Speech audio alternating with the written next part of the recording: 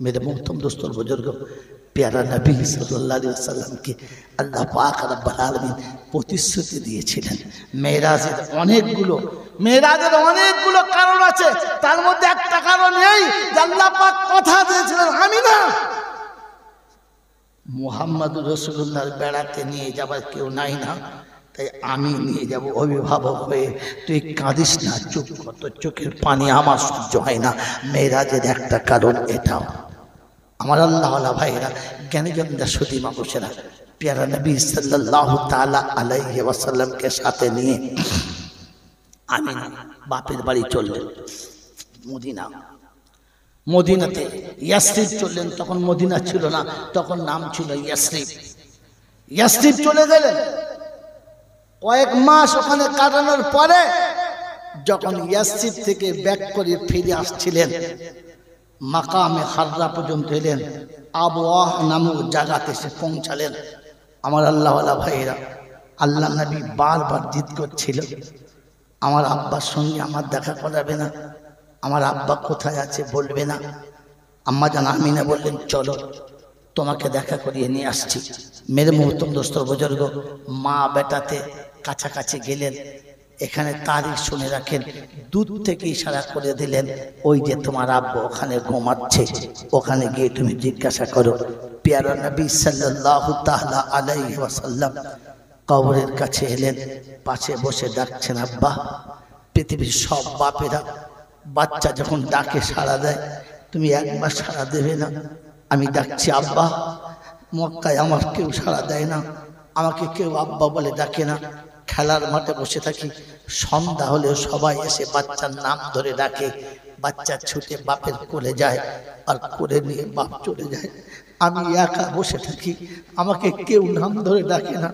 আজ আমি তোমার কবরের কাছে এসে বসেছি, তোমাকে ডাকছি, তুমি আমাকে একবার ডাকো না ইয়া মুহাম্মদ বলে।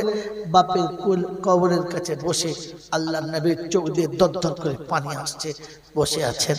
ওইদিকে আম্মা জান আমিনার যাবার সময় হয়ে গেছে। মেরে মোহতরম দোস্তর বুজুর্গ, তারিখ বড় করুন তারিখ। মেরে মোহতরম দোস্তর বুজুর্গ, আল্লাহর প্যারা নবী সাল্লাল্লাহু তাআলা আলাইহি ওয়াসাল্লাম আব্বার কবরটা ছেড়ে উঠছেন আর বলছেন, ঠিক আছে, সাড়া দিলে না তো, এতবার ডাকলাম সাড়া দিলে না, এত কাছে এলাম তাও সাড়া দিলে না, আমি আমার মায়ের কাছে ফিরে যাচ্ছি। ঘুরে মায়ের কাছে এসেছেন, দেখে মা স্তব্ধ, ডাকছেন সাড়া পাচ্ছেন না। দেখলেন মা ও চিরতরে বিদায় নিয়ে চলে গেছে। মায়ের কোলের কাছে বসে বললেন, মা, আব্বার মাজারটা দেখিয়ে দিলেন আর নিজে এসে ঘুমিয়ে গেলেন। আমাকে হাত ধরে মক্কাতে নিয়ে যাবে না মা? আমাকে সাথে করে মক্কায় আর কে নিয়ে যাবে? নিয়ে যাবার কাউকে রেখে গেলে না। ওসমাতে সাহেবাকে সাথে করে নিয়ে গিয়েছিল। আমার আল্লাহওয়ালা ভাইরা, আমার জ্ঞানীজনরা, বুদ্ধিজীবীরা, প্যারা নবী সাল্লাল্লাহু তাআলা আলাইহি ওয়াসাল্লাম এই জায়গাতে এসে মাও হারালেন আর এতিম হয়ে ফিরে চলে এলেন দাদুর কাছে। আমার বন্ধুরা, আমার আল্লাহওয়ালা ভাইরা, জ্ঞানীজনরা, সুধী মানুষরা, ওখানে আসতে পাবো না, তাই আপনাকে শুনিয়ে দিচ্ছি। যেদিন প্যারা নবী সাল্লাল্লাহু তাআলা আলাইহি ওয়াসাল্লাম মক্কাতে ফিরে এসেছেন, আব্দুল মুত্তালিবের কাছে একা, আব্বা নেই, মা নেই, কেউ নেই। তাই দাদুর কোলের কাছে এসে দাঁড়ালেন, এতিম হয়ে, অসহায় হয়ে, বুকে জড়িয়ে নিয়ে বললেন, আমি তোর আব্বা হব আর আমি তোর মা হব, কাঁদিস না, এখনো আমি বেঁচে রয়েছি। মেরে মোহতরম দোস্তর বুজুর্গ, যেদিন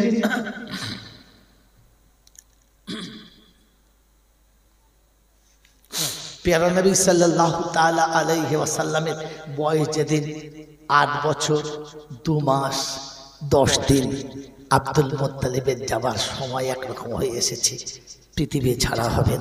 আমার আল্লাহওয়ালা ভাইরা, জ্ঞানীজনরা, বুদ্ধিজীবীরা, ওই দিন আবু তালেবকে উনি ডাকলেন, কাছে বসালেন আর বসিয়ে বললেন, আবু তালেব।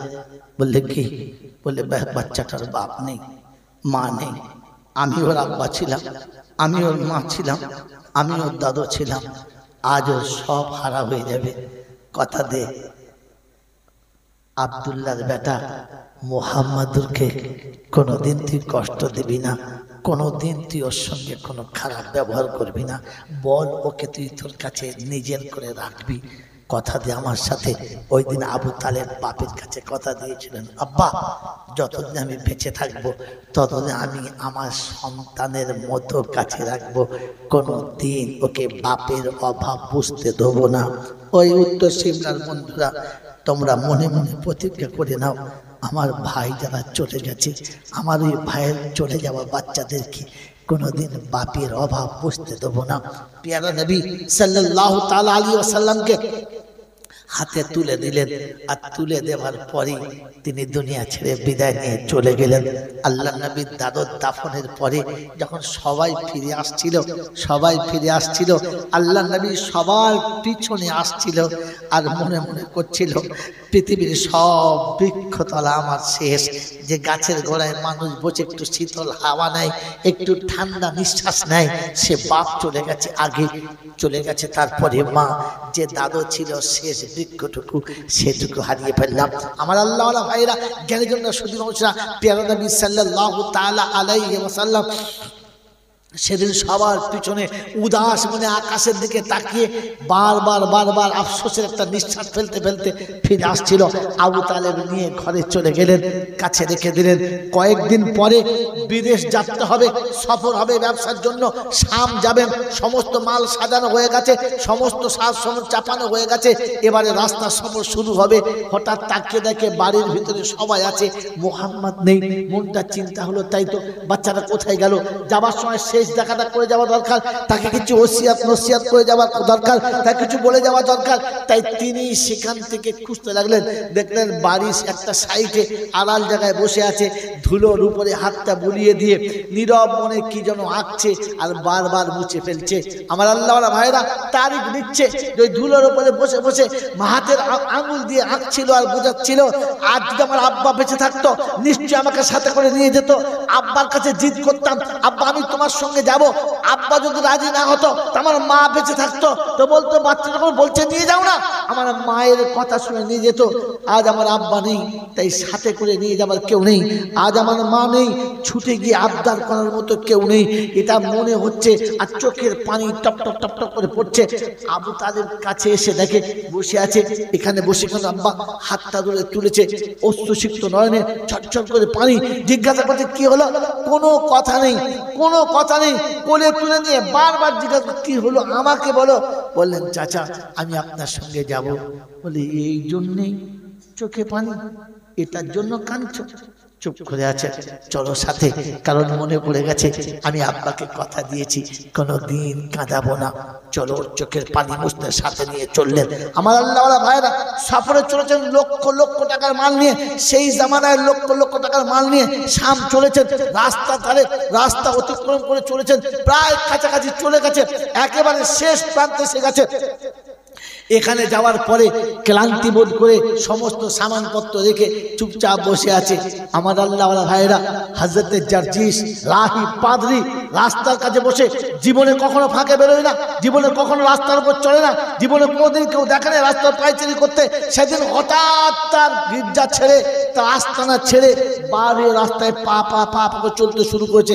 অনেকটা দূরে গিয়ে আল্লাহ নবীর মোবারক হাতটা ধরে জিজ্ঞাসা করছে, বলো এই বাচ্চাটা কে এনেছে? কার বাচ্চা? আমার আল্লাহওয়ালা ভাইরা, জ্ঞানী জনরা, সুধী মানুষরা, আমার সোনামণি মায়েরা মনেরা, সেদিন সবাই বলছে আবু তালেবের বাচ্চা। মিথ্যা বলো না, সত্য বলো। বলে, কেন, আর কি জানতে চাচ্ছ? বলছে, এই বাচ্চাটার আব্বার নাম আব্দুল্লাহ। বলে, তারপর? বলে, বাচ্চাটার মায়ের নাম আমিনা। দুজনে কেউ নাই। বললে, তুমি কি করে জানলে? তোমার খবরটা কে দিল? বললে, শোনো, তাওরাতের পাতায় যে নবীর নবুয়তের ঘোষণা দেওয়া আছে শেষ নবী আসবে, সেই তাওরাতের পাতা নিয়ে এখানে বসে আছি আমি, দীর্ঘদিন এখানে অপেক্ষা করে আছি। এই রাস্তায় সেই নবী আসবে। আমি সেদিন ভিতর থেকে নজর পড়েছিল যে অদূর দূর থেকে একটা আলোর ছটায় কেমন যেন আমার দিকে আসছে। আমি সেদিন থেকে দরজায় অপেক্ষা করছিলাম। যখন কাছাকাছি এসে গেছে, পা পা করে হাঁটতে হাঁটতে এসেছি আর নজর করে দেখেছি তাওরাতের পাতায় ঠিক যেইভাবে লেখা ছিল ঠিক তেমনি ভাবেই সাজানো চেহারা। এটাই শেষ নবী, দুজাহানের বাদশা হবে, মুহাম্মাদুর রাসূলুল্লাহ হবে। এটাই সেই নবী। তোমাদেরকে বলছি শোনো, যদি একে বাঁচাতে চাও তো তাহলে এখান থেকে তুমি একে নিয়ে ফিরে যাও। কারণ ভিতরে চলে গেলে ওখানে কুরাইশের বিপক্ষে যত মানুষ আছে, ইহুদি নাসারারা যারা আছে, একে বাঁচতে দেবে না, একে দুনিয়া ছাড়া করে দেবে। তাই ওরাও চিনতে পেরে যাবে, সব থেকে উত্তম হলো একে নিয়ে ফিরে যাও। আবু তালেব সেদিন দেখলেন লক্ষ লক্ষ টাকার মাল নিয়ে সফর করে এতদূর চলে এসেছি, সব মালগুলো নষ্ট হয়ে যাবে, ফিরে যাওয়ার ব্যবস্থা কি আছে? তারিখের কিতাবে দুটো পান্না লিখেছে। একটা পান্না লিখেছে যে আবু তালেব সমস্ত মাল ওখানেই রেখে সাথীদের কাছে বাচ্চা নিয়ে তিনি মক্কাতে ফিরে এলেন। আর মেরে দ্বিতীয় তারিখে আছে যে না, সেদিন আবু তালেব মালের কাছে রইলেন আর কয়েকজন বিশিষ্ট সাথীকে দিয়ে মক্কায় ফিরিয়ে দিলেন মুহাম্মাদুর রাসূলুল্লাহকে। কিন্তু মেরে মোহতরম দোস্ত বুজুর্গ, প্রথমটা রাইজ এই জন্যে যে তারিখের দ্বিতীয় কিতাবে পাওয়া যায় যে যেদিন আল্লাহ নবী সাল্লাল্লাহু আলাইহি ওয়াসাল্লামকে নিয়ে মক্কায় ফিরে এলেন, ওই সময় মক্কাতে এত বেশি অনাবৃষ্টি চলছিল যে মক্কার নদীতে পানি নেই, কুয়াতে পানি নেই, ঝিলে পানি নেই, পানি একেবারে শেষ। মানুষ তৃষ্ণার্ত অবস্থায় উষ্ণাগত হয়ে আসছে, প্রাণীগুলো পর্যন্ত মারা যাচ্ছে, সবুজ বৃক্ষ শেষ, ঘাসপালা সব শেষ। মানুষ মনে হচ্ছে যে কোনো সময় বায়ু করে মারা যাবে। ইহার তাকে তারিখ নকল করছে যে মানুষ পিপাসার পানি না পাওয়ার কারণে উট জবাই করে উটের ভুঁড়িটাকে নিচিড়ে পানি বার করে ওই পানি পান করে প্রাণ বাঁচানোর চেষ্টা করছে। মেরে মোহতরম দোস্ত বুজুর্গ, ওই সময়তে মক্কায় একটা মাসওয়ারা চলছিল যে একটা কাজ করলে হয়। তাওরাতের পাতাতে আছে, ইনজিলের পাতাতে আছে, আর বিভিন্ন আসমানি কিতাবে আছে যে 40 জন মানুষ একত্রিত হয়ে যদি দোয়া করে আল্লাহর কাছে তাহলে আল্লাহ দোয়া কবুল করবে, এটা আশা আছে। তাই মক্কার বিশিষ্ট 40 জন মানুষের কাছে চিঠি পাঠানো হলো। তার মধ্যে আবু তালেবও একজন ছিলেন। মেরে মোহতরম বুজুর্গ, আবু তালেব ঘরে সে পৌঁছেছে, চিঠিও হাতে পেলেন। সবাই মক্কা চারিদিকে বসে আছে, শুধু বাকি একজন আসতে আবু তালেব। কিন্তু আবু তালেব যেদিন গেলেন, চিঠি পেলেন, সাথে মুহাম্মদ রাসূলুল্লাহকে নিয়ে গিয়ে দেখলেন সমস্ত বয়স্করা বসে আছে, সমস্ত বৃদ্ধরা বসে আছে, জ্ঞানী গুণী বুজুর্গরা বসে আছে। বাচ্চার সেখানে যাওয়ার কোনো গুঞ্জাইশ নেই। তাই একটু দূরেতে একটা জায়গাতে রেখে তিনি আস্তে আস্তে করে সাথে গেলেন। যাওয়ার পরে জিজ্ঞাসা করলেন ব্যাপার, বললে এই দোয়া করা হোক। সবাই মিলে মাশওয়ারা করে সব থেকে যিনি বয়স্ক মানুষ ছিলেন, মক্কার বুজুর্গ মানুষ, তাকে দিয়ে দোয়া করা হলো। তিনি দীর্ঘক্ষণ দোয়া করলেন, অঝরে কাঁদলেন, চোখের পানিতে বুক ভাসালেন, কিন্তু আকাশে বৃষ্টির কোনো চিহ্ন দেখা গেল না। প্রিয় নবী ওই জায়গাতে বসে ছটফট করছিলেন। পা করে হেঁটে কাছে এলেন আর চাচাকে ডাকলেন, চাচা শোনেন না, চাচা শোনেন। বললেন কি? বলে দিকে আসেন। বলে কিসের জন্য কাঁদছিল, কিসের জন্য এত মানুষ কাঁদছিল? বললে বাবা তোকে বলেছে ওই জায়গাতে আসিস না, তুই বেয়াদবি করিস না, ওইখানে থাক। এখানে যে কাঁদছে তার কারণ হচ্ছে আকাশে পানি নেই, পানি আসার জন্য। বলে চাচা আমি দোয়া করব? লাচ্চা বেয়াদব ছেলে, তো সব গুঁড়োগুলো ফেল হয়ে গেল, তোকে বললুম ওখানে বস। চুপ করে গেছে, চাচা বলেছে চুপ করে গেছে। ফের এলো, পালাক্রমে দ্বিতীয় ব্যক্তিকে দেওয়া হলো। তিনি ওইরকম খুব কান্নাকান্নি করলেন। সে কান্নার একটা রেকর্ড মনে হবে যেন এরকম কান্না দেখা যায় না, কারণ মানুষের কলিজা শুকিয়ে আসছে, কাঁদতে বাধ্য, কিন্তু পানির কোনো আওয়াজ দেখা যায় না। এত কান্না উম্মতের নবী সহ্য করবেন কি করে? নবুয়তের এজাহার তো হতেই হবে। তিনি আবার ছুটে এসেছেন, চাচা শোনেন না, উঠে আসেন না। বলে কি? তোমাকে তো কোনোদিন এরকম বেয়াদবি করতে দেখি নাই, তোমার মতো ভদ্র ছেলে আমি দেখি নাই, তোমার মধ্যে ভদ্রতার কোনো বাদ ভাঙা কাজ আমার নজরে পড়ে না, কিন্তু আজকে কেন এমন করছো? তুমি কেন এখানে আসছো? বলছে চাচা একবার আমি বলবো। আবার সেই বেয়াদবি, চলো বসো। জোরে ধমক দিলেন, বসিয়ে দিলেন। পালাক্রমে তৃতীয় ব্যক্তিকে দোয়া করতে দেওয়া হলো। তার কান্না তারিখ লিখছে যে দুজনে যা কেঁদেছিল সে একাই ততটা কেঁদেছে, কিন্তু আকাশে পানি তো দূরের কথা, এক বিন্দু মেঘাচ্ছন্ন কোথাও দেখা যায় নাই। মেরে মহতুম দোস্ত বুজুর্গ, আল্লাহ নবীর আর সহ্য হলো না, তিনি ছুটে চলে এলেন উম্মতের ভিতরে ব্যথা ভরা দিল নিয়ে। আবু তালেব একটু মনক্ষুণ্ণ হলেন, চোখটা রাঙা করলেন, একটা জোর আওয়াজে ধমক দিলেন। ওই সময়তে মজলিসে যিনি সব থেকে বয়স্ক ছিল তিনি বললেন, আবু তালেব ধমক দেবে না। কে বাচ্চাটা? বললে, জি কিছু মনে করবেন না, ওটা আমার ভাইপো, ওর বাপ নেই, এতিম, আমার কাছে লালন পালন হয়, আমার কাছে খালি আসতে চায়। বললে, শোনো, দাঁড়াও, ধমক দেবে না। ও কি বলতে চাচ্ছে? বলছে, হুজুর ও যা বলতে চাচ্ছে ওইটা আপনার কাছে বলা যাবে না, ওটা বলার মতো ভাষা না। বলছে, বলো না, কি বলতে চাচ্ছে বলো না। বলছে, ও যেটা বলছে সেটা আমি বলতে পারছি না, সেটা বলতেও লজ্জা পাচ্ছি। বললে, কেন, কি হয়েছে আমাকে বলো না। বলছে, ও বলতে চাচ্ছে সবাই তো কেঁদেছে, একবার আমাকে সুযোগ দেওয়া হোক না, একবার আমি দোয়া করি, তাহলে মনে হয় পানি হবে। সবাই চুপ করে গেলেন। ওই বয়স্ক ভদ্রলোক যিনি আমির ছিলেন উনি বললেন, দেখুন আমাদের কাঁদা দরকার না, পানির দরকার। বললো, হুজুর পানির দরকার। বলে, যদি ওই বাচ্চাটা চাইলে পানি আসে তাহলে ওকে সুযোগ দিতে অসুবিধা কি আছে? আবু তালেব সরে যাও, ওকে আসতে দাও, এসো কাছে এসো। কাছে নিয়ে গেল। বলে, তাহলে দাও, তুমি দোয়া করো। বলে, আমি দোয়া করতে পারি, একটা শর্ত। বললে, কি? বলে, ওই চেয়ার থেকে আপনি নেমে যান, চেয়ারে আমাকে বসতে দেন। मेरे मोहतरम दोस्तों और बुजुर्गों, तारीख শোনাচ্ছে নবীর নবুয়তকে নিচে রেখে উম্মতের দোয়া দরবারে ইলাহিতে যায় না। ওরে মুসলমানের ছেলে, আমার নবীর সুন্নাত তোমার ঘরে নষ্ট হবে আর খোদা রহমত নামবে, হতে পারে না। আমার নবীর সুন্নাতের সঙ্গে বেয়াদবি হবে, তোমার জীবনে শান্তি আসবে, হতে পারে না। আমার নবীর সুন্নাত অপমানিত হবে আর তুমি জীবনে ফুর্তি করবে, হতে পারে না। আমার নবীর সুন্নাত পামাল হবে আর তুমি আনন্দে বাস করবে, এটা হতে পারে না। নবুয়তের সুন্নতের দাগ এলে রহমত থেকে তুমি বঞ্চিত হবে, এটা আল্লাহ পাক নবীর নবুয়তের পূর্বে দেখিয়ে দিয়েছে। তাই সেদিন আল্লাহ নবী বলেছেন, নিচে নামেন, আমাকে ও জায়গায় বসতে দেন। আবু তালেব বলল, দেখলেন বেয়াদবি, সহ্য করার মতো? এটা সব থেকে বড় নেতার বসার সিংহাসন। বলে, আমাকে বলে, আবু তালেব চিৎকার করলো না, বসো। বসিয়ে দিলেন আর মুরব্বী নিচে নেমে তুলে দিলেন। মুরব্বী নিচে নেমে আমার নবীকে তুলে দিলেন। প্যারা নবী সাল্লাল্লাহু তাআলা আলাইহি ওয়াসাল্লাম ওই চেয়ারের উপরে বসে একবার খালি হাতটা তুলে আসমান দিকে মুখটা করেছে। দোয়া শুরু করার পূর্বে এমন প্রবল বৃষ্টি নামতে শুরু হলো, গোটা মক্কা প্লাবনে একেবারে ঠান্ডা হয়ে গেল, নদীর স্রোতের মতো পানি বইতে লাগলো। আমার আল্লাহরা ভাইয়েরা, জ্ঞানীজনরা, সুধী মানুষরা, আমার সোনামণি মায়েরা বোনেরা, ওদিন আল্লাহর নবী সাল্লাল্লাহু আলাইহি ওয়াসাল্লাম হাতটা তুলেছেন, আওয়াজ আসছে, হাবিব, হাত তুলতে হতো না, মুখটা তুলতে হতো না, খালি ইশারা করতে আঙ্গুল দিয়ে আমি গোটা মক্কাকে শীতল পানিতে ভাসিয়ে দিতাম। সুবহানাল্লাহ।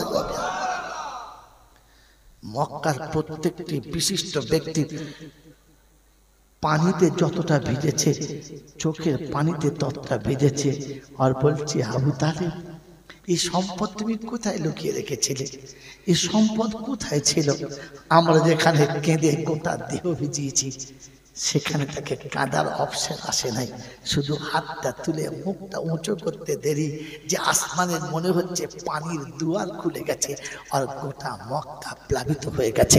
মেরে বুজুর্গ, আল্লাহ পাক শোনাচ্ছে, আমার হাবিবের নবুয়তের বহিঃপ্রকাশ আমি এদিন থেকে শুরু করেছি। বিশ্ব মানব যেন আমার নবীর পিছনে চলে, বিশ্ব মানব যেন আমার নবীকে ফলো করে চলে। তাই উত্তর সিমলার বন্ধুরা আজ বলে দিয়ে চলে যাচ্ছি, নবী দিবসে হয়তো কোনদিন আমার আশা হবে না, আপনার নবী দিবস আপনার জীবনে মোবারক হোক, সারা জীবন নবী দিবস করবেন, কিন্তু সত্য নবীর আদর্শ জীবনে আনার চেষ্টা করবেন। বরকতি বরকত বেবরকত কখনো নেই। আমার আল্লাহ ভাইরা, জ্ঞানীজনরা, সুধী মানুষরা, প্যারা নবী সাল্লাল্লাহু তাআলা আলাইহি ওয়াসাল্লাম এমনি করে চলতে চলতে 25 বছর অতিক্রম করে দিয়েছে, 25 বছর অতিক্রম করে দিয়েছে। তারিখে টার্নিং পয়েন্ট এসে ছেড়ে দিয়ে পালাবো, আবার যদি জীবনে কখনো দেখা হয় তো সেদিন এখান থেকে শোনাবো। আল্লাহর নবী যখন ঠিক 25 বছরে পদার্পণ করেছেন, এদিকে আম্মাজান খাদিজাতুল কুবরা রাদিয়াল্লাহু তাআলা আনহা তিনবার স্বামী হারা হয়েছেন। তিনি প্রতিজ্ঞা করেছেন জীবনে আর কোনো দিন বিবাহের পিঁড়িতে তিনি বসবেন না। ওই পরিত্যক্তা স্বামীর 2 কিংবা 3টে বাচ্চা আছে, তারিখে বাচ্চাদেরকে নিয়ে তিনি জীবনযাপন করতে শুরু করলেন। আমার আল্লাহওয়ালা ভাইয়েরা, আমার জ্ঞানীজনরা, সুধী মানুষরা, আমার সোনামণি মায়েরা বোনেরা, মনে রাখবেন মেরে মুহতরম দোস্তর বুজুর্গ, প্যারা নবী সাল্লাল্লাহু আলাইহি ওয়াসাল্লামকে আল্লাহ পাক রব্বুল আলামিন প্রতিশ্রুতি দিয়েছিলেন। মেরাজের অনেকগুলো কারণ আছে, তার মধ্যে একটা কারণ এই যে আল্লাহ পাক কথা দিয়েছিলেন আমি না মুহাম্মদুর রাসূলুল্লাহর বেড়াতে নিয়ে যাবার কেউ নাই না, তাই আমি নিয়ে যাব অভিভাবক হয়ে। তুই কাঁদিস না, চুপ কর, তোর চোখের পানি আমার সহ্য হয় না। মেরাজের একটা কারণ এটাও। আমার আল্লাহওয়ালা ভাইয়েরা, জ্ঞানীজনরা, সুধী মানুষেরা, প্যারা নবী সাল্লাল্লাহু তাআলা আলাইহি ওয়াসাল্লামকে সাথে নিয়ে আমিনা বাপের বাড়ি চললেন মদিনাতে। ইয়াসরিব চললেন, তখন মদিনা ছিল না, তখন নাম ছিল ইয়াসরিব চলে গেলেন। কয়েক মাস ওখানে কাটানোর পরে যখন ইয়াসরিব থেকে ব্যাক করে ফিরে আসছিলেন, মাকামে হাররা পর্যন্ত এলেন, আবওয়াহ নামক জায়গাতে এসে পৌঁছালেন। আমার আল্লাহওয়ালা ভাইয়েরা, আল্লাহ নবী বারবার জিদ করছিল আমার আব্বার সঙ্গে আমার দেখা করাবে না, আমার আব্বা কোথায় আছে বলবে না। আম্মা জান আমিনা বললেন চলো তোমাকে দেখা করিয়ে নিয়ে আসছি। মেরে মুহতরম দোস্তর বুজুর্গ, মা বেটাতে কাছাকাছি গেলেন। এখানে তারিখ শুনে রাখেন, দূর থেকে ইশারা করে দিলেন ওই যে তোমার আব্বা ওখানে ঘুমাচ্ছে, ওখানে গিয়ে তুমি জিজ্ঞাসা করো। প্যারা নবী সাল্লাল্লাহু তাআলা আলাইহি ওয়াসাল্লাম কবরের কাছে এলেন, পাশে বসে ডাকছেন আব্বা। পৃথিবীর সব বাপেরা বাচ্চা যখন ডাকে সাড়া দেয়, তুমি একবার সাড়া দেবে না? আমি ডাকছি আব্বা, মক্কায় আমার কেউ সাড়া দেয় না, আমাকে কেউ আব্বা বলে ডাকে না। খেলার মাঠে বসে থাকি, সন্ধ্যা হলেও সবাই এসে বাচ্চার নাম ধরে ডাকে, বাচ্চা ছুটে বাপের কোলে যায়, আর কোলে নিয়ে বাপ চলে যায়। আমি একা বসে থাকি, আমাকে কেউ নাম ধরে ডাকে না। আজ আমি তোমার কবরের কাছে এসে বসেছি, তোমাকে ডাকছি, তুমি আমাকে একবার ডাকো না ইয়া মুহাম্মদ বলে। বাপের কবরের কাছে বসে আল্লাহ নবীর চোখ দিয়ে দরদর করে পানি আসছে, বসে আছেন। ওই দিকে আম্মা জান আমিনার যাবার সময় হয়ে গেছে। মেরে মুহতরম দোস্তর বুজুর্গ, তারিখ বড় করুন তারিখ। মেরে মুহতরম দোস্তর বুজুর্গ, আল্লাহর প্যারা নবী সাল্লাল্লাহু তাআলা আলাইহি ওয়াসাল্লাম আব্বার কবরটা ছেড়ে উঠছেন আর বলছেন ঠিক আছে, সাড়া দিলে না তো, এতবার ডাকলাম সাড়া দিলে না, এত কাছে এলাম তাও সাড়া দিলে না। আমি আমার মায়ের কাছে ফিরে যাচ্ছি। ঘুরে মায়ের কাছে এসেছেন, দেখে মা স্তব্ধ, ডাকছেন সাড়া পাচ্ছেন না। দেখলেন মা চিরতরে বিদায় নিয়ে চলে গেছে। মায়ের কোলের কাছে বসে বললেন মা, আব্বার মাজারটা দেখিয়ে দিলেন আর নিজে এসে ঘুমিয়ে গেলেন। আমাকে হাত ধরে মক্কাতে নিয়ে যাবে না মা? আমাকে সাথে করে মক্কায় আর কে নিয়ে যাবে? নিয়ে যাবার কাউকে রেখে গেলে না। ওসমাতে সাহেবাকে সাথে করে নিয়ে গিয়েছিল।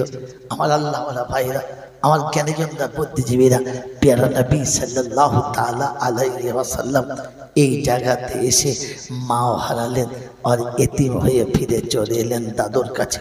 আমার বন্ধুরা, আমার আল্লাহওয়ালা ভাইরা, জ্ঞানীজনরা, সুধী মানুষরা, ওখানে আসতে পাবো না, তাই এতটুকু শুনিয়ে দিচ্ছি। যেদিন প্যারা নবী সাল্লাল্লাহু তাআলা আলাইহি ওয়াসাল্লাম মক্কাতে ফিরে এসেছেন, আব্দুল মুত্তালিবের কাছে একা, আব্বা নেই, মা নেই, কেউ নেই। তাই দাদুর কোলের কাছে এসে দাঁড়ালেন, এতিম হয়ে, অসহায় হয়ে বুকে জড়িয়ে নিয়ে বললেন আমি তোর আব্বা হব আর আমি তোর মা হব, কাঁদিস না, এখনো আমি বেঁচে রয়েছি। মেরে মুহতরম দোস্তর বুজুর্গ, যেদিন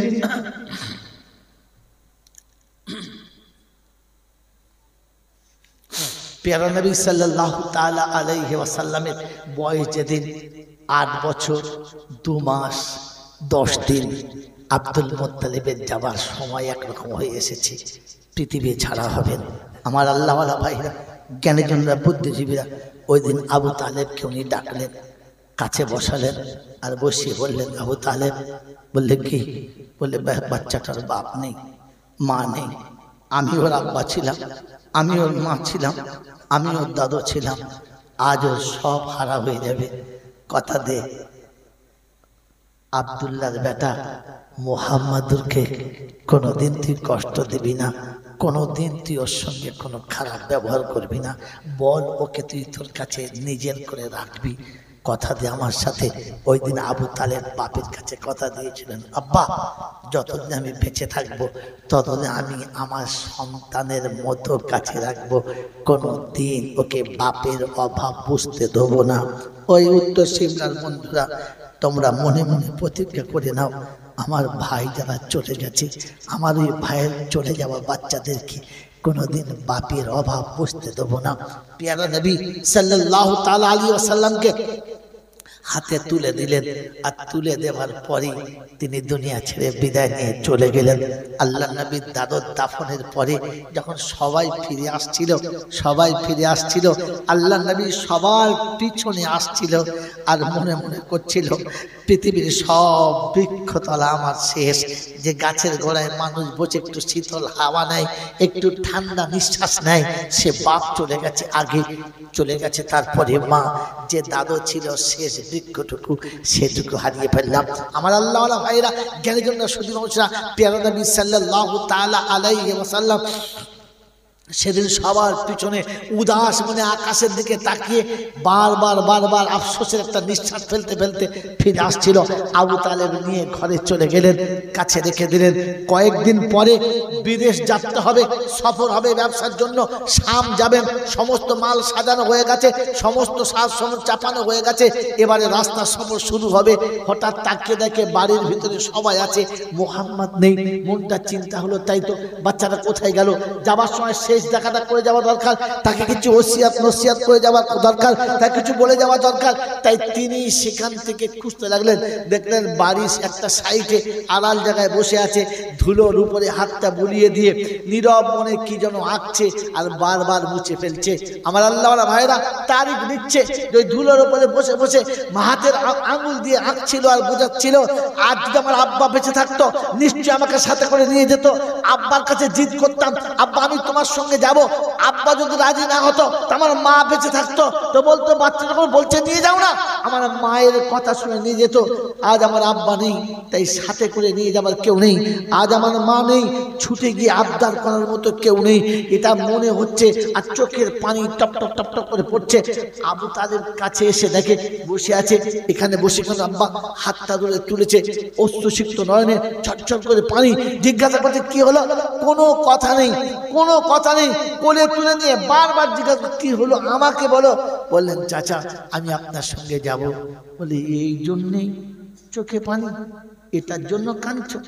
চুপ করে আছে, চলো সাথে, কারণ মনে পড়ে গেছে আমি আব্বাকে কথা দিয়েছি কোনোদিন কাঁদাবো না, চলো। চোখের পানি মুছতে সাথে নিয়ে চললেন। আমার আল্লাহওয়ালা ভাইরা সফরে চলেছেন লক্ষ লক্ষ টাকার মাল নিয়ে, সেই জামানায় লক্ষ লক্ষ টাকার মাল নিয়ে শাম চলেছেন। রাস্তা ধারে রাস্তা অতিক্রম করে চলেছেন, প্রায় কাছাকাছি চলে গেছে, একেবারে শেষ প্রান্তে এসে গেছে। এখানে যাওয়ার পরে ক্লান্তি বোধ করে সমস্ত সামানপত্র রেখে চুপচাপ বসে আছে। আমার আল্লাহওয়ালা ভাইরা, হযরতে জারজিস রাহি পাদ্রী রাস্তার কাছে বসে, জীবনে কখনো ফাঁকে বেরোয় না, জীবনে কখনো রাস্তার উপর চলে না, জীবনে কোনোদিন কেউ দেখে না রাস্তার পায়চারি করতে। সেদিন হঠাৎ তার গির্জা ছেড়ে, তার আস্তানা ছেড়ে বাইরে রাস্তায় পা পা পা পা চলতে শুরু করেছে। অনেকটা দূরে গিয়ে আল্লাহ নবীর মোবারক হাতটা ধরে জিজ্ঞাসা করছে, বলো এই বাচ্চাটা কে এনেছে, কার বাচ্চা? আমার আল্লাহওয়ালা ভাইরা, জ্ঞানীজনরা, সুধী মানুষরা, আমার সোনামণি মায়েরা বোনেরা, সেদিন সবাই বলছে আবু তালেবের বাচ্চা। মিথ্যা বলো না, সত্য বলো। বলে, কেন, আর কি জানতে চাচ্ছ? বলছে, এই বাচ্চাটার আব্বার নাম আব্দুল্লাহ। বলে, তারপর? বলে, বাচ্চাটার মায়ের নাম আমিনা। দুজনে কেউ নাই। বললে, তুমি কি করে জানলে? তোমার খবরটা কে দিল? বললে, শোনো, তাওরাতের পাতায় যে নবীর নবুয়তের ঘোষণা দেওয়া আছে শেষ নবী আসবে। সেই তাওরাতের পাতা নিয়ে এখানে বসে আছি আমি, দীর্ঘদিন এখানে অপেক্ষা করে আছি, এই রাস্তায় সেই নবী আসবে। আমি সেদিন ভিতর থেকে নজর পড়েছিল যে অদূর দূর থেকে একটা আলোর ছটায় কেমন যেন আমার দিকে আসছে। আমি সেদিন থেকে দরজায় অপেক্ষা করছিলাম। যখন কাছাকাছি এসে গেছে, পা পা করে হাঁটতে হাঁটতে এসেছি আর নজর করে দেখেছি তাওরাতের পাতায় ঠিক যেইভাবে লেখা ছিল ঠিক তেমনি ভাবেই সাজানো চেহারা। এটাই শেষ নবী, দুজাহানের বাদশা হবে, মুহাম্মাদুর রাসূলুল্লাহ হবে, এটাই সেই নবী। তোমাদেরকে বলছি শোনো, যদি একে বাঁচাতে চাও তো তাহলে এখান থেকে তুমি একে নিয়ে ফিরে যাও, কারণ ভিতরে চলে গেলে ওখানে কুরাইশের বিপক্ষে যত মানুষ আছে, ইহুদি নাসারারা যারা আছে, একে বাঁচতে দেবে না, একে দুনিয়া ছাড়া করে দেবে। তাই ওরাও চিনতে পেরে যাবে, সব থেকে উত্তম হলো একে নিয়ে ফিরে যাও। আবু তালেব সেদিন দেখলেন লক্ষ লক্ষ টাকার মাল নিয়ে সফর করে এতদূর চলে এসেছি, সব মালগুলো নষ্ট হয়ে যাবে, ফিরে যাওয়ার ব্যবস্থা কি আছে? তারিখের কিতাবে দুটো পান্না লিখেছে। একটা পান্না লিখেছে যে আবু তালেব সমস্ত মাল ওখানে রেখে সাথীদের কাছে বাচ্চা নিয়ে তিনি মক্কাতে ফিরে এলেন। আর মেরে দ্বিতীয় তারিখে আছে যে না, সেদিন আবু তালেব মালের কাছে রইলেন আর কয়েকজন বিশিষ্ট সাথীকে দিয়ে মক্কায় ফিরিয়ে দিলেন মুহাম্মাদুর রাসূলুল্লাহকে। কিন্তু মেরে মোহতরম দোস্ত, প্রথমটা রাইজ এই জন্যে যে তারিখের দ্বিতীয় কিতাবে পাওয়া যায় যে যেদিন আল্লাহ নবী সাল্লাল্লাহু আলাইহি ওয়াসাল্লামকে নিয়ে মক্কায় ফিরে এলেন, ওই সময় মক্কাতে এত বেশি অনাবৃষ্টি চলছিল যে মক্কার নদীতে পানি নেই, কুয়াতে পানি নেই, ঝিলে পানি নেই, পানি একেবারে শেষ। মানুষ তৃষ্ণার্ত অবস্থায় উষ্ণাগত হয়ে আসছে, প্রাণীগুলো পর্যন্ত মারা যাচ্ছে, সবুজ বৃক্ষ শেষ, ঘাসপালা সব শেষ। মানুষ মনে হচ্ছে যে কোনো সময় বায়ু করে মারা যাবে। ইহার তাকে তারিখ নকল করছে যে মানুষ পিপাসার পানি না পাওয়ার কারণে উট জবাই করে উটের ভুঁড়িটাকে নিচিলে পানি বার করে ওই পানি পান করে প্রাণ বাঁচানোর চেষ্টা করছে। মেরে মোহতরম দোস্ত বুজুর্গ, ওই সময়তে মক্কায় একটা মাসওয়ারা চলছিল যে একটা কাজ করলে হয়। তাওরাতের পাতাতে আছে, ইনজিলের পাতাতে আছে, আর বিভিন্ন আসমানি কিতাবে আছে যে 40 জন মানুষ একত্রিত হয়ে যদি দোয়া করে আল্লাহর কাছে তাহলে আল্লাহ দোয়া কবুল করবে, এটা আশা আছে। তাই মক্কার বিশিষ্ট 40 জন মানুষের কাছে চিঠি পাঠানো হলো। তার মধ্যে আবু তালেবও একজন ছিলেন। মেরে মোহতরম বুজুর্গ, আবু তালেব ঘরে সে পৌঁছেছে, চিঠিও হাতে পেলেন। সবাই মক্কা চারিদিকে বসে আছে, শুধু বাকি একজন আসতে আবু তালেব। কিন্তু আবু তালেব যেদিন গেলেন, চিঠি গেলেন সাথে মুহাম্মদ রাসূলুল্লাহকে নিয়ে গিয়ে দেখলেন সমস্ত বয়স্করা বসে আছে, সমস্ত বৃদ্ধরা বসে আছে, জ্ঞানী গুণী বুজুর্গরা বসে আছে। বাচ্চার সেখানে যাওয়ার কোনো গুঞ্জাইশ নেই। তাই একটু দূরেতে একটা জায়গাতে রেখে তিনি আস্তে আস্তে করে সাথে গেলেন। যাওয়ার পরে জিজ্ঞাসা করলেন ব্যাপার, বললে এই দোয়া করা হোক। সবাই মিলে মাশওয়ারা করে সব থেকে যিনি বয়স্ক মানুষ ছিলেন, মক্কার বুজুর্গ মানুষ, তাকে দিয়ে দোয়া করা হলো। তিনি দীর্ঘক্ষণ দোয়া করলেন, অঝরে কাঁদলেন, চোখের পানিতে বুক ভাসালেন, কিন্তু আকাশে বৃষ্টির কোনো চিহ্ন দেখা গেল না। প্রিয় নবী ওই জায়গাতে বসে ছটফট করছিলেন। পা পা করে হেঁটে কাছে এলেন আর চাচাকে ডাকলেন, চাচা শোনেন না চাচা, শোনেন।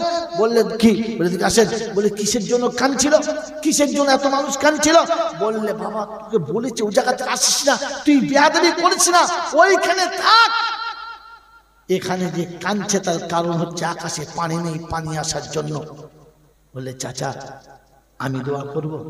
লাচ্চা বেয়াদব ছেলে, তো সব বুড়োগুলো ফেল হয়ে গেল, তোকে বললুম ওখানে বস, চুপ করে গেছে। চাচা বলেছে চুপ করে গেছে।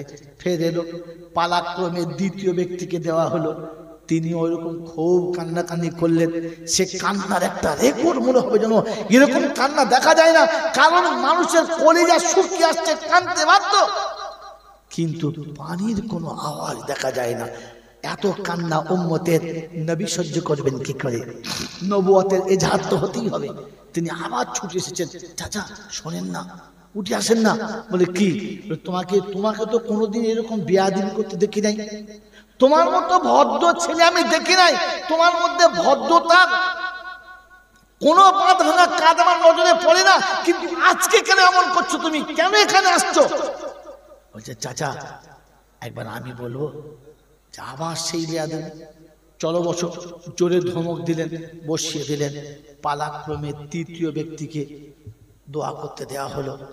তার কান্না তারিখ লিখছে যে দুজনে যা কেঁদেছিল সে একাই ততটা কেঁদেছে, কিন্তু আকাশে পানি তো দূরের কথা, এক বিন্দু মেঘাচ্ছন্ন কোথাও দেখা যায় নাই। মেরে মহতুম দোস্ত বুজুর্গ, আল্লাহ নবীর আর সহ্য হলো না, তিনি ছুটে চলে এলেন উম্মতের ভিতরে ব্যথা ভরা দিল নিয়ে। আবু তালেব একটু মনক্ষুণ্ণ হলেন, চোখটা রাঙা করলেন, একটা জোর আওয়াজে ধমক দিলেন। ওই সময়তে মজলিসে যিনি সব থেকে বয়স্ক ছিল তিনি বললেন, আবু তালেব ধমক দেবে না। কে বাচ্চাটা? বললে যে কিছু মনে করবেন না, ওটা আমার ভাইপো, ওর বাপ নেই, এতিম, আমার কাছে লালন পালন হয়, আমার কাছে খালি আসতে চায়। বললে শোনো, দাঁড়াও, ধমক দেবে না। ও কি বলতে চাচ্ছে? বলছে হুজুর ও যা বলতে চাচ্ছে ওইটা আপনার কাছে বলা যাবে না, ওটা বলার মতো ভাষা না। বলছে বলো না, কি বলতে চাচ্ছে বলো না। বলছে ও যেটা বলছে সেটা আমি বলতে পারছি না, সেটা বলতে লজ্জা পাচ্ছি। বললে কেন, কি হয়েছে আমাকে বলো না। বলছে ও বলতে চাচ্ছে সবাই তো কেঁদেছে, একবার আমাকে সুযোগ দেওয়া হোক না, একবার আমি দোয়া করি, তাহলে মনে হয় পানি হবে।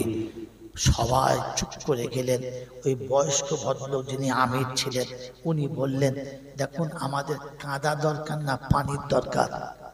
বললো হুজুর পানির দরকার।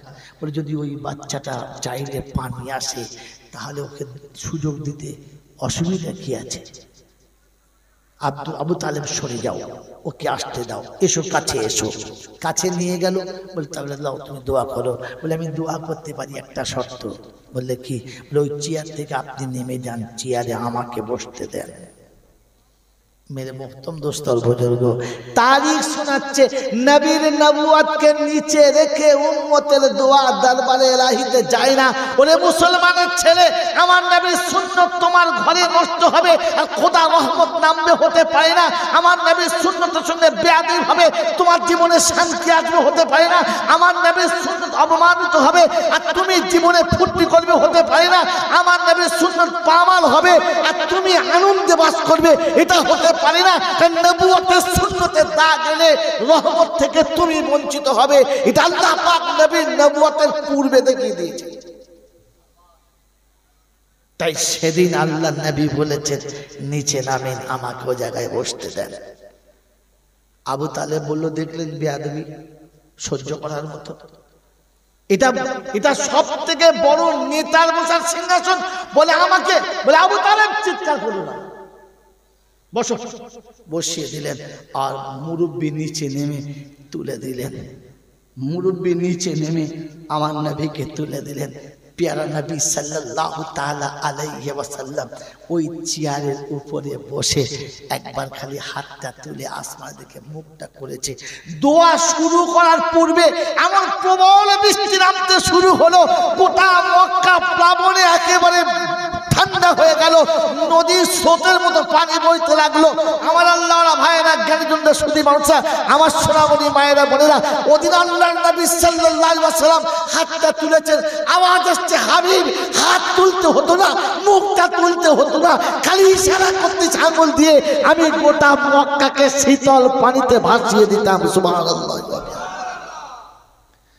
মক্কার প্রত্যেকটি বিশিষ্ট ব্যক্তি পানিতে যতটা ভিজেছে, চোখের পানিতে ততটা ভিজেছে। আর বলছি, আবু তালেব এই সম্পদ তুমি কোথায় লুকিয়ে রেখেছিলে? এই সম্পদ কোথায় ছিল? আমরা যেখানে কেঁদে গোটা দেহ ভিজিয়েছি, সেখানে তাকে কাঁদার অপশন আসে নাই, শুধু হাতটা তুলে মুখটা উঁচু করতে দেরি যে আসমানের মনে হচ্ছে পানির দুয়ার খুলে গেছে আর গোটা মক্কা প্লাবিত হয়ে গেছে। মেরে বুজুর্গ, আল্লাহ পাক শোনাচ্ছে আমার হাবিবের নবুয়তের বহিঃপ্রকাশ আমি এদিন থেকে শুরু করেছি। বিশ্ব মানব যেন আমার নবীর পিছনে চলে, বিশ্ব মানব যেন আমার নবীকে ফলো করে চলে। তাই উত্তর সিমলার বন্ধুরা আজ বলে দিয়ে চলে যাচ্ছে, নবী দিবসে হয়তো কোনদিন আমার আশা হবে না, আপনার নবী দিবস আপনার জীবনে মোবারক হোক, সারা জীবন নবী দিবস করবেন, কিন্তু সত্য নবীর আদর্শ জীবনে আনার চেষ্টা করবেন। বরকতি বরকত বেবরকত কখনো নেই। আমার আল্লাহ ভাইরা, জ্ঞানীজনরা শুধু মানুষরা, প্যারা নবী সাল্লাল্লাহু তাআলা আলাইহি ওয়াসাল্লাম এমনি করে চলতে চলতে 25 বছর অতিক্রম করে দিয়েছে। 25 বছর অতিক্রম করে দিয়েছে। তারিখের টার্নিং পয়েন্ট এসে ছেড়ে দিয়ে পালাবো। আবার যদি জীবনে কখনো দেখা হয় তো সেদের এখান থেকে শোনাবো। আল্লাহর নবী যখন ঠিক 25 বছরে পদার্পণ করেছেন, এদিকে আম্মাজান খাদিজাতুল কুবরা রাদিয়াল্লাহু তাআলা আনহা তিনবার স্বামী হারা হয়েছেন। তিনি প্রতিজ্ঞা করেছেন জীবনে আর কোনো দিন বিবাহের পিঁড়িতে তিনি বসবেন না। ওই পরিত্যক্তা স্বামীর 2 কিংবা 3টে বাচ্চা আছে, তারিখে বাচ্চাদেরকে নিয়ে তিনি জীবনযাপন করতে শুরু করলেন। আমার আল্লাহ ভাইরা, আমার জ্ঞানীজনরা সুধী মানুষরা, আমার সোনামণি মায়েরা বোনেরা মনে রাখবেন, যেমন আল্লাহর নবী মুহাম্মদুর রাসূলুল্লাহ সাল্লাল্লাহু আলাইহি ওয়াসাল্লামের পবিত্রতা আছে, তেমনি আম্মাজান খাদিজারও পবিত্রতার একটা দাস্তান আছে। তিনি দেখলেন যে তার সমস্ত সম্পদ মক্কার মানুষ নিয়ে যায়, লাভ তো দূরের কথা আসলটাও ভেঙে দেয়, কারণ হিসেব নেবার কেউ নেই, অভিভাবক নেই। চিন্তা করলেন এরকম যদি হয় তাহলে অদূর ভবিষ্যৎ আমার বাচ্চারা নিঃস্ব হয়ে যাবে, আমার বাচ্চাদের একদিন বড় দুর্দশা খারাপ হবে। তাই চিন্তা করলেন কাকে জিম্মেদারি দেওয়া যায়। আমার আল্লাহওয়ালা ভাইরা এই জন্য বলে, বন্ধু করলে ভালো করো, বান্ধবী করলে ভালো করো। পুরুষের উত্থান আর পতনের মূলে একটা নারীর হাত থাকতে হবে, আর সেই নারীর 4টে শ্রেণী হবে, মা, বিবি, বান্ধবী কিংবা কি দাসী। এই 4টে মেয়ের মধ্যে কোন একটা মেয়ে থাকতে হবে। আজ আমার কাছে সময় নেই। আমার আল্লাহওয়ালা ভাইরা, আল্লাহ পাকের কুদরত শুনে রেখে দেন, নবী ইব্রাহিম খলিলুল্লাহ হওয়ার পিছনে হাজেরার হাত ছিল। আল্লাহর কুদরত নিশ্চয়ই, কিন্তু হাজেরার হাত ছিল। তারই শব্দ মনে রাখবেন, হাজেরার হাত ছিল। মেরে মহতম দোস্ত বুজুর্গ আল্লাহওয়ালা ভাইরা, ইব্রাহিমের খলিল হওয়ার পিছনে হাজেরার হাত ছিল। আমার আল্লাহওয়ালা বন্ধুরা, জ্ঞানীজনরা, বুদ্ধিজীবীরা, আমার আল্লাহওয়ালা ভাইরা, প্যারা নবী সাল্লাল্লাহু আলাইহি ওয়াসাল্লামের নবুয়তের শ্রেষ্ঠত্বে আসার জন্য আম্মাজান খাদিজার হাত ছিল। আমার বন্ধুরা, আমার আল্লাহওয়ালা ভাইরা, আমার বুদ্ধিজীবী সোনামণি মায়েরা বোনেরা, মনে রেখে দেন, পৃথিবীর জমিনে আল্লাহ পাক রব্বুল আলামিন দেখিয়েছেন পুরুষের উত্থান আর পতনের মূলে একটা নারীর হাত থাকতে হবে, তা নাহলে ওটাও মুশকিল, নামাও মুশকিল। রবীন্দ্রনাথ এত বড় বিশ্বকবি হতে পারতেন না যদি পিছনে একটা নারী না থাকতো, আর নজরুলের এত বড় আধরা বাঁশ যেত না যদি পিছনে একটা নারী না থাকতো, শরৎচন্দ্র এত বড় কবি হতো না যদি পিছনে একটা নারী না থাকতো। মেয়েগুলোর নাম আমি বললাম না, কারণ নাম বলে বদনাম করতে চাচ্ছি না, আমি খালি তারিখে ইশারা করলাম। পণ্ডিত বোঝে ইশারাতে, মূর্খ বোঝে কিরে, আর একেবারে বোকা বোঝে ধাক্কা টাক্কা খেলে। আপনারা কোনটায় বুঝবেন আমি জানি না, তবে ইশারা করে বলে দিয়ে চলে গেলাম। এত বড় সর্বনাশ নজরুলের হতো না যদি পিছনে মেয়ে ছেলে না রাখতো, আর রবীন্দ্রনাথ বিশ্বকবি হতে পারতো না যদি পিছনে মেয়ে ছেলে থাকতো। শরৎচন্দ্র এত বড় সাহিত্যিক হতো না যদি পিছনে মেয়ে ছেলে না থাকতো। বঙ্কিম এত বড় নাম কামাতেই পারতো না পিছনে যদি মেয়ে ছেলে না থাকতো। মেরে মতন দোস্ত বুজুর্গ, এই জন্য একটা নারীর হাত থাকতে হবে। তাই প্যারা নবী সাল্লাল্লাহু তাআলা আলাইহি ওয়াসাল্লামের 25 পদার্পণ করেছে, বয়স যৌবনে একবার টলমল হয়ে গেছে। একটা সময়তে চিন্তা করছেন তিনি কোনোদিন কারোর কাছে দাসত্বে যাবেন না, কারোর কাছে তিনি থাকতে চান না। আমার আল্লাহওয়ালা ভাইরা, আমাদের খাদিজার বান্ধবী ছিল নাফিসা। নাফিসা বললে, খাদিজা যদি তোর মালটাকে হেফাজত করতে চাস তাহলে মক্কায় একজন মানুষ আছে। বলে কে? আবু তালেব। যেটা কাজ কর, আবু তালেবকে ডেকে মালটা ব্যবসা করতে দে, নষ্ট হবে না, লাভ পাবি। বলে তাই? দেখো, আবু তালেবের কাছে খবর গেল, আবু তালেবের কাছে খবর গেল, তাই শটে নিয়ে আসছে। আবু তালেবের কাছে খবর গেল, আর আবু তালেবের কাছে যখন খবর গেল, আবু তালেব খাদিজা দেখেছে। কারণ মক্কায় ব্যবসায়ীদের রানী মালিকুত তুজ্জার নামে মশহুর ছিল আম্মাজান খাদিজা। যেদিন ডাকলেন সেদিন গেলেন। কি খবর? বললেন চাচা কিছু মনে করবেন না, একটা কথা বলবো। বললে কি? বলে আমি বিধবা, আমার দুটো এতিম বাচ্চা আছে, তাই দেশের মানুষ ভালো না, আমি তাদের কাছে যে মালটা ব্যবসা করতে দিই লাভ তো আনে না, বরং আসল মালে ঘাটতি করে দেয়, তারা হিসেব সময় মতো দেয় না। আপনার কাছে অনুরোধ রইল, যদি আমার ব্যবসাটা আপনি জিম্মেদারি দিতেন, কিছু করতে হবে না, আপনি হিসাবটা দেখতেন, বাকিদের নিয়ে কাজ করাতেন, তাহলে আমার মালটার ক্ষতি হতো না। বললে মা বার্ধক্যের ওই জায়গাতে শিখেছি যে ব্যবসা করার মতো আমার কাছে আর সে শক্তি নেই, আমার কাছে ব্যবসা করার মতো আর সেরকম মানসিকতা নেই, তবে আমি রাস্তা বলে দিচ্ছি, তোর মাল নষ্ট হবে না সে রাস্তা। বলে কি? এখান থেকে শিখে নিন, এখান থেকে মুসলমান শিখে নিন। জাতি সারা পৃথিবীকে মুসলমান শিখেছে, ইসলাম শিখিয়েছে, এই মুসলমান নিজের জিনিস নিজে ভুলে গেছে। এই জন্য আমি প্রায় বলি একটা কথা, আপনার সম্পদ হারিয়ে, আমি রাজ সম্পত্তি হারিয়ে এমন জায়গায় দাঁড়িয়েছি বলার মতো নয়। ওরা চুরি করে হলো সম্রাট, আর আমি জাতির সম্পদ হারিয়ে হয়েছি কোদালের বাঁট, কেউ নিতে চায় না। বলে বন্ধু, সেদিন আল্লাহ নবীর চাচা বললেন খাদিজা তোমার মাল নষ্ট হবে না, সে ব্যবস্থা করছি। বলে তাই করেন। উনি ওখান থেকে বার হয়ে কাবার কাছে এলেন। কাবার কাছে এসে আওয়াজ দিলেন কাদেরকে? যে গোটা চোর, যে গোটা বদমাস, যে গোটা রাস্তায় গুন্ডামি করে, যে গোটা মাতাল দুশ্চরিত্র, সব কটাকে ডাকলেন। কেন উনি মক্কার তখন নেতা, সবাইকে চিনতেন। ডাকলেন। আবু তালেব দেখে ছুটে চলে সবাই, কি খবর জি, কি খবর হুজুর, কি খবর? দারুণ ব্যবসা করবো, চুলা চুলা। সবাই ছুটে গেছে। কি খবর হুজুর? বলে ব্যবসা করবি? বললে হুজুর ব্যবসা আমাদের দ্বারাই হবে, চুরি করবে কে? লোকের মাল রাস্তায় কেড়ে নেবে কে? বলছে আরে যা করেছিস কমপক্ষে তো ভালো হয়, ব্যবসা কর। বলছে ব্যবসা করবো, মাল আছে তো করবো। কি আছে বল? কিছুই নাই। কি আছে বল না? কি থাকবে? দুটো ছাগল আছে। বলছে লিয়ে আয়। দুটো ছাগল। তোর কি আছে? বলে একটা উঁট যেটা চেপে যায়, উঁটটা লিয়ে আয়। এই দুটো ছাগল, ওর একটা উঁট, তার একটা গাধা, তার দুটো বকরি, এমনি করে দুম্বা, সব মিলিয়ে 40টা। সব মিলিয়ে 40টা। চোর কটা? 30টা। 30টা চোরকে এক জায়গায় করে 40টা মাল। বলে বল না? বলে শোন, বলে কে ব্যবসা করবে? বলে খাদিজা। বলে আপনিও আমাদের সঙ্গে মজা করলেন, খাদিজা আমাদের সঙ্গে ব্যবসা করবে? বলে ব্যবসা করার দায়িত্ব আমাদের, বোকা আমার। তুই শোন না, এই 40টা মাল খাদিজাকে দেবো, খাদিজার 4 লাখ মাল, আমরা 40টা দেবো, দিয়ে বলবো তোমার সঙ্গে ব্যবসাটা শেয়ার আমাদের থাকবে, শেয়ার থাকবে, তোরা বেচতে যাবি, মাল বিক্রি করে আসার পরে তোদের শেয়ার নিয়ে নিবি, আর বিক্রি করার মজুরিটাও পেয়ে যাবি, ডবল লাভ। হলো না? হলো না? বলে হ্যাঁ, কিন্তু নেবে? বলছে সে দায়িত্ব আমার। বলে হ্যাঁ। সব চোর কটাকে নিয়ে গেছে, সব চোর কটাকে নিয়ে গেছে। খাদিজা চিন্তা করছে যদিও 2 টাকা থাকতো, এবার সব টাকাই যাবে। কি জি কথা বোঝেন নাই? মেরে মহতম দোস্ত বুজুর্গ আল্লাহওয়ালা ভাইরা, আল্লাহ নবীর চাচা খাদিজাকে বললে খাদিজা নিশ্চিন্তে মাল এদের কাছে দাও, আর এদের মালটা তোমার মালে মিলিয়ে হিস্সা করে নাও, তোমার এই 4 লাখের ভেতরে এদের 40টা ঢুকিয়ে নাও, একটা শেয়ার 1 পয়েন্ট তো হবে। বলে হ্যাঁ দিয়ে দাও। বলে ব্যবসার পরে 1 পয়েন্ট ওদের দেবে, ওরা ভাগ করে নেবে, আর ওরা যে তোমার মাল বেচে আসছে, তোমাকে তো লোক দিয়ে বেচতে হতো, ওরাই বিক্রি করে দেবে, ওদের মজুরি দেবে। বলে হ্যাঁ ঠিক আছে, তোমরা সবাই রাজি? বললে হ্যাঁ। আচ্ছা চোরকে দিয়ে ব্যবসা করলে চুরি কি করবে? গেল তো, যে পুকুরে মাছ চুরি হয় চোরকে আগুন তো দেবেন,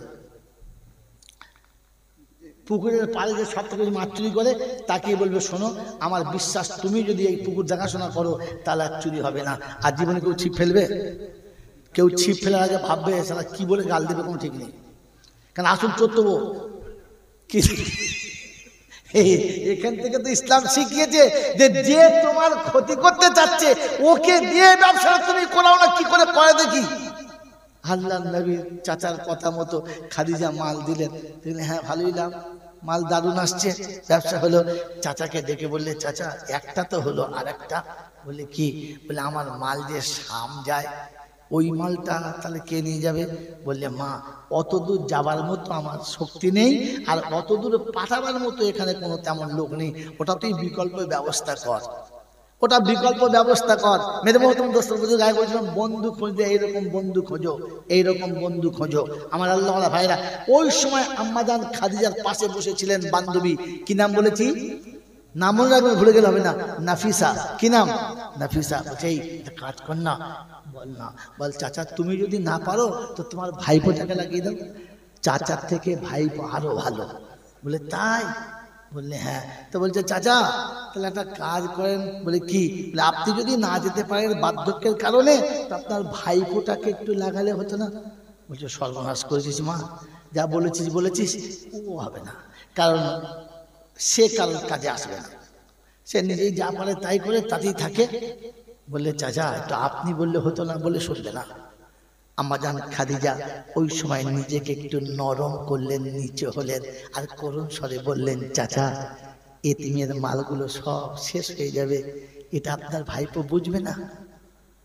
এই কথাটা শোনার সাথে সাথে আবু তালেব বলেছিলেন আমার ভাইপোর একটা জায়গায় ফল্ট আছে, আমার রাসূলের ফল্ট আছে, কোন দোষ আছে? আছে, আছে। কিন্তু চাচা বললেন আমার ভাইপোর একটা জায়গাতে দোষ আছে, যদি ওই জায়গাটা কাজে লাগায় তাহলে হয়ে যাবে। বলে চাচা একবার চেষ্টা করুন। বাড়ি এলেন, প্রথমে জাল বিছালেন। বাবু বয়স কত হয়েছে? 25। যৌবনে পদার্পণ করেছো? বললে হ্যাঁ। এই যে এখন 25 বছর ছেলের বিয়ে দিতে বলছে না, এখান থেকে চুরি করেছে, এই মোচমান নিজেই জানে না। আল্লাহ নবীর বয়স কত? 25 বয়স হয়েছে? বললে হ্যাঁ। এটা বউ মানতে হবে? বললে হ্যাঁ। রাখবি কোথায়? ঘর আছে? বললে নাই। খাওয়াবার টাকা আছে? বলে নাই। তা কি হবে তাহলে? সে মুশকিল তো। তাহলে বিয়ে করার বয়স, বউ আনা দরকার, ঘরও নাই, পয়সাও নাই, তাই ব্যবস্থা করতে হবে? বললে হ্যাঁ। তা কি করে ব্যবস্থা করবে? বলে জানি না, যা আল্লাহ করবে তাই হবে, এই চিন্তা চলছে। মেরে মহতম দোস্তর বুজুর্গ আল্লাহওয়ালা ভাইরা, জ্ঞানীজনরা, সুধী মানুষেরা, ওই সময়তে চাচা বললেন একটা কাজ করবি? বলে কি? তো খাদিজা বলে এক ভদ্র মহিলা আছে, তার কিছু মাল ব্যবসায় লাগে, তুই যদি ওই ব্যবসাটা করতিস তাহলে আমি শুনেছি সবাইকে যা মজুরি দেয় তোকে ডবল দেবে বলেছে। বলছে আমার দ্বারা লোকের গোলামি করা হবে না, করবি না? বললেন না। আস্তে করে বললেন একটা কথা বলবো? বলে বলেন।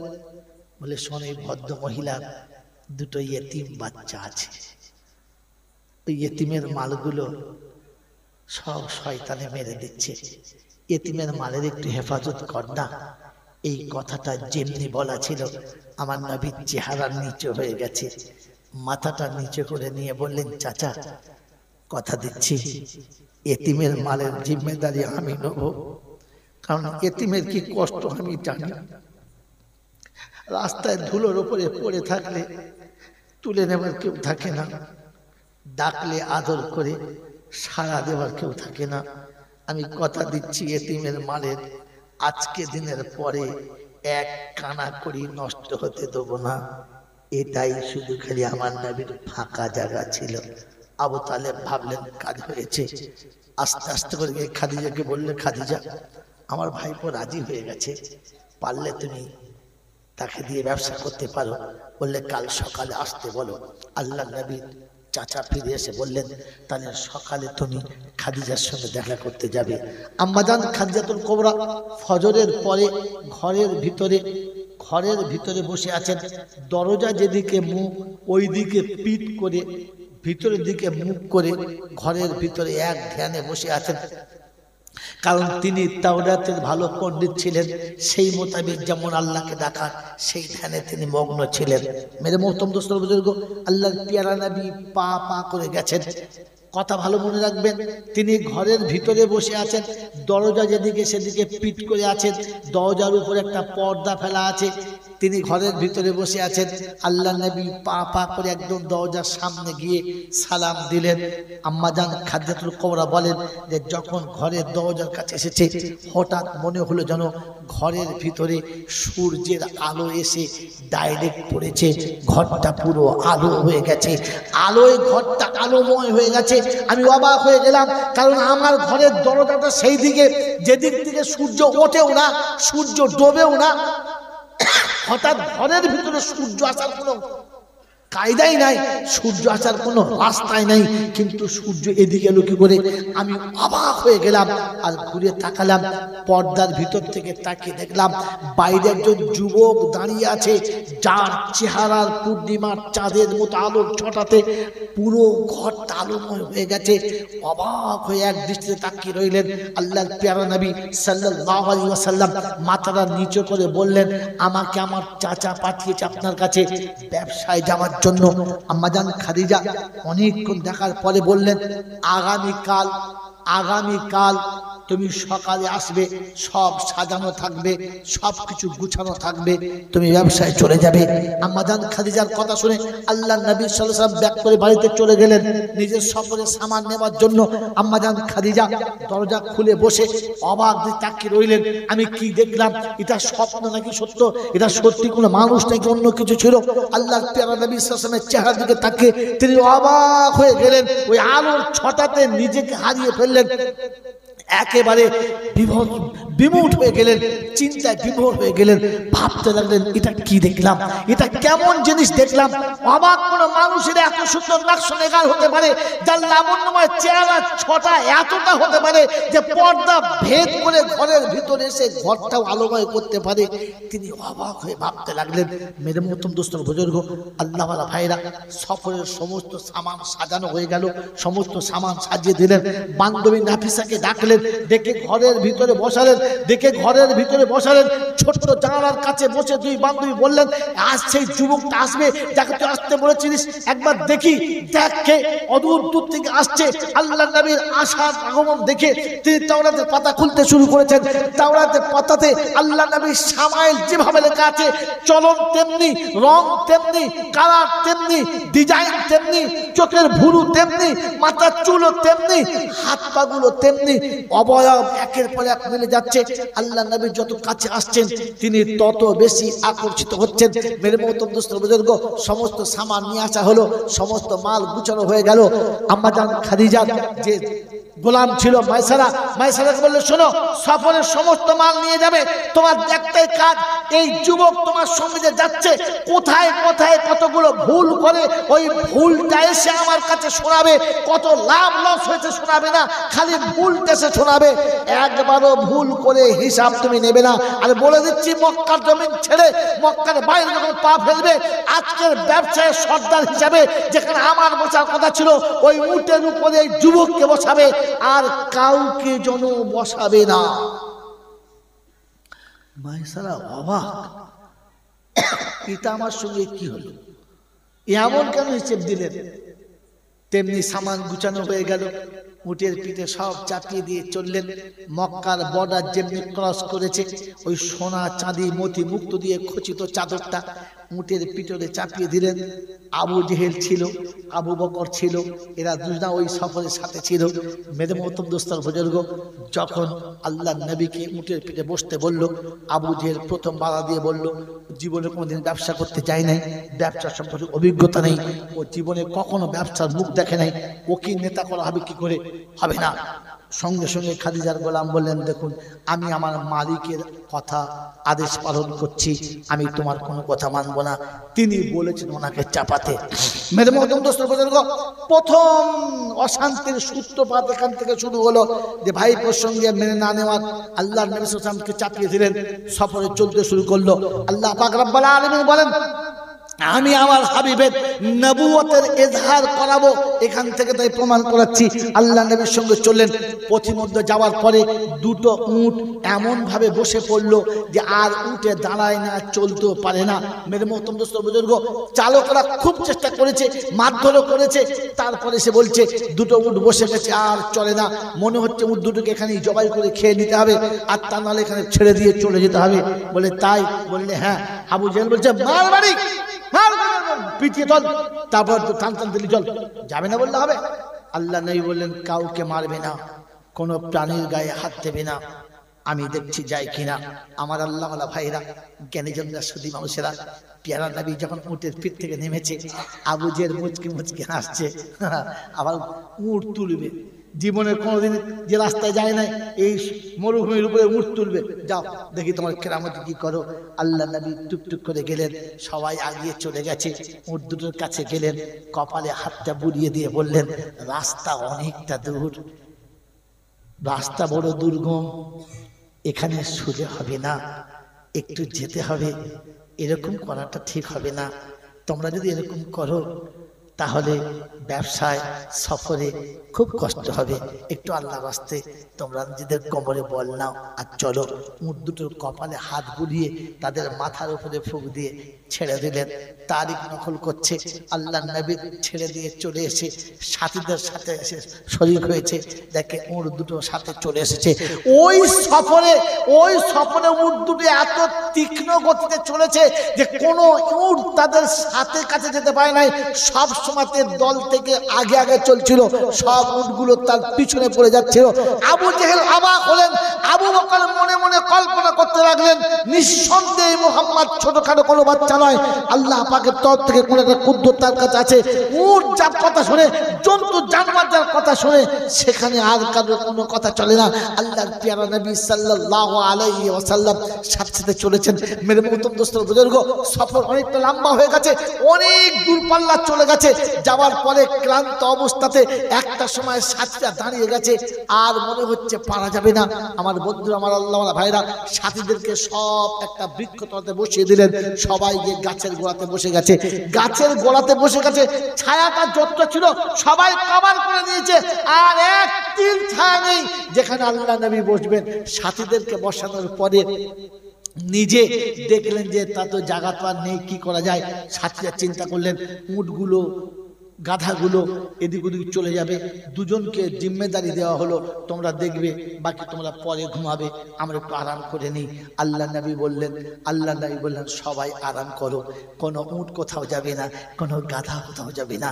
তিনি একটা আঙুলে রেখা দিয়ে দাগ দিয়ে দিলেন আর বললেন, তোমরা এর ভিতরে থাকবে, বাইরে কেউ যাবে না। সাথীরা খুব ক্লান্ত, একটু আরাম করবে, তোমরা যেন বেয়াদবি করো না। আল্লাহ নবীর আঙুল টেনে ইশারা করতে দেরি, প্রত্যেকটি প্রাণী ওখানেই বসে গেলেন আর আরামে চলে গেলেন। একটাও প্রাণী দাগ ক্রস করে বাইরে গেলেন না। বলুন সুবহানাল্লাহ। মেরে মুহতরম দোস্ত, বলুন আল্লাহওয়ালা ভাইরা, আল্লাহ নবী সব সাথীকে ছায়াতে বসিয়ে দিলেন, আর বসানোর পরে নিজে একটা শুকনো গাছের গোড়াতে গিয়ে চুপচাপ বসে পড়লেন। শুকনো গাছ, যার ডালপালা কিচ্ছু নেই, অনেক আগে মরে গেছে, ওই গাছের গোড়াতে গিয়ে তিনি চুপ করে বসে গেলেন। সাথে সবার চোখ লেগে গেছে, শীতল হাওয়াতে একটু তন্দাচ্ছন্ন হয়ে গেছে। কিছুক্ষণ পর যখন ঘুম ভেঙে গেছে, উঠে তাকিয়ে দেখে ওই মরা গাছটা আবার তাজা হয়ে গেছে, আর সবুজ পাতাতে ফলে ফুলে এতটা ভরে গেছে যে আল্লাহর নবী মনে হচ্ছে যেন একেবারে পুরো শীতল ছায়ার তলাতে বসে আছে। আমার আল্লাহওয়ালা ভাইরা সবাই অবাক হয়ে গেলেন। খাদিজার গোলাম দেখে অবাক হলেন, যাকে শুকনো গাছের গোড়াতে বসিয়ে রেখেছিলাম, শুকনো গাছেতে আবার ফল চলে এলো, আবার সবুজ পাতা চলে এলো। আর যারা গাছের তলাতে ছায়াতে বসেছিল, সূর্য ঢলে গেছে, এই ছায়াটাও চলে গেছে, কিন্তু মুহাম্মাদুর রাসূলুল্লাহর উপর থেকে ছায়া যায় নাই, জমে আছে। বলুন সুবহানাল্লাহ। মেরে মুহতরম দোস্তর বুজুর্গ, সফর শুরু হলো, লম্বা তারিখ সফর শুরু হলো। আর সফর শুরু হওয়ার পরে আমার আল্লাহওয়ালা ভাইরা, জ্ঞানীজনরা, সুধী মানুষরা, এদিকে আম্মা জান খাদিজাতুল কুবরা রাতের অন্ধকারে শুয়ে আছেন, ঘুমিয়ে ঘুমিয়ে স্বপ্নে দেখছেন যে আকাশের এক চাঁদ যেন হঠাৎ আস্তে আস্তে এসে তাঁর কোলের মধ্যে এসেছে, আর তিনি আঁচল দিয়ে চাঁদটাকে বুকে জড়িয়ে ধরেছেন। হঠাৎ ঘুম ভেঙে গেছে। সকালবেলা উঠে মাইসা নাফিসাকে বলছে, নাফিসা একটা কাজ কর না, আমি একটা স্বপ্ন দেখেছি, যা তো ওই পাদ্রীর কাছে গিয়ে, তওরাতের পণ্ডিত আলেমের কাছে গিয়ে স্বপ্নের মানেটা জিজ্ঞাসা করে আয়। বললে কি স্বপ্ন? বললে বলবি, ঘুমিয়ে ঘুমিয়ে আমি স্বপ্ন দেখেছি, আকাশে চাঁদ আমার কোলে এলো, আর আমি আঁচল দিয়ে টিপে ধরে রেখে দিয়েছি। ঘুম ভেঙে গেছে। এ গিয়ে যখন বোহায়রা পাদ্রীর কাছে স্বপ্ন বলেছে, বলছে জুতো দেখেছিস? বেরো এখান থেকে, বেরো, এই স্বপ্ন তুই দেখেছিস? বেরো এখান থেকে। এই স্বপ্ন দেখার মতো তোর ক্ষমতা নেই। কে দেখেছে নাম বল। বলছে না, নাম বলতে বারণ করেছে। বলে তাহলে হবে না, যা পালা। তো ফের গিয়েছে, এসে বলছে নাম না বললে বলবে না। বলছে বলবি আমি দেখেছি। বলছে আমি বললে মারবো। বলছে বলছে বল তাল যে কজন দেখেছে বলগা ফের এসেছে, বলছে বলুন না আমি দেখেছি। বলছে আবার সেই এই স্বপ্ন দেখার মতো গোটা মক্কাতে একটা মেয়ে আছে, সেটা খাদিজা, আর কেউ না। দিয়ে বলছে তো মুশকিল যন্ত্রণা। এসে বলছে খাদিজা শোন, তোর নামই বলছে। বলছে দেখলে ওই দেখতে পারে, আর কেউ না, যা। বলে খাদিজাকে ডেকে নিয়ে আয়। খাদিজাকে ডেকে নিয়ে গেছে। যাওয়ার পরে পর্দা আড়ালে বলছে কি স্বপ্নের মানে কি বলেন? বলছে খাদিজা একটা কথা শুনবি। বললে কি? বললে শোন, একটা কথা বলে দিচ্ছি, এরপরে তোর আবার বিয়ে হবে, আর যার সাথে তোর বিয়ে হবে সে দোজাহানের বাদশা হবে, সব থেকে বড় আল্লাহর পেয়ারা হবে। আম্মাজান খাদিজা বলে বুড়ো বয়সে তোমার মতিভ্রম হয়েছে। আমি প্রতিজ্ঞা করেছি মক্কার যত ধনী, মক্কার যত জ্ঞানী, মক্কার যত বুদ্ধিমান, মক্কার যত বাহুবলওয়ালা মানুষ আমার কাছে বহুবার বিয়ের পত্র পাঠিয়েছে, তাদের পত্রকে আমি প্রত্যাখ্যান করেছি, তাদের সমস্ত রকমের দাওয়াতকে আমি ছুঁড়ে ফেলে দিয়েছি, আর জীবনে কোনো স্বামীর পানি গ্রহণ করব না, এটা প্রতিজ্ঞা করছি, কখনো না। বলে খাদিজা তুই মানুষ আর নাই মানুষ, কিন্তু এটা আমি তো স্বপ্নের মানে তোকে শুনিয়ে দিলাম। মেরে মোহতরম দোস্ত বুজুর্গ, আল্লাহ ভাইরা জ্ঞানী জন্য সুধী মানুষ।